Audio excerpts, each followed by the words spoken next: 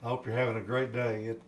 It's a beautiful day here where I am, and just being outside is a special gift. So, hope you have an opportunity to get out and enjoy this beautiful fall season that we're having. You know, when one of our teachers are recognized, we all feel great about that. It kind of picks us up and inspires us. Debbie Lamb, our environmental and spatial technology teacher at Har-ber High School, has been named a finalist for the Arkansas State Teacher of the Year. And we're so very, very proud of her. Her career of service has just been exemplary, and she is such a great representative for our profession. And I'm satisfied that she will fare extremely well in the upcoming state competition. We're all about teaching and learning.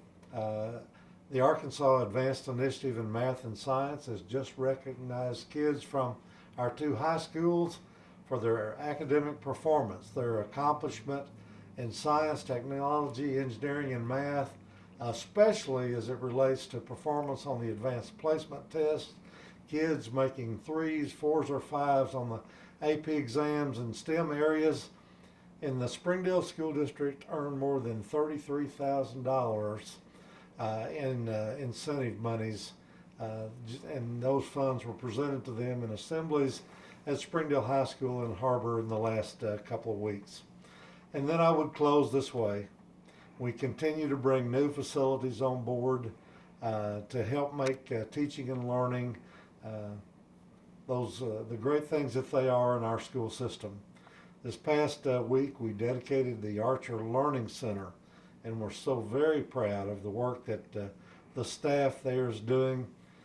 Achievement in literacy and math has just soared under the leadership of Mr. Greep and the teaching team at the ALE. The John and Velma Archer Learning Center, as I said, was dedicated just a few days ago. And then in about a week, we will dedicate our new junior high school, Lakeside Junior High School. Dr. Shepard and the staff there have opened the school beautifully, and we're just elated at the progress that's being made.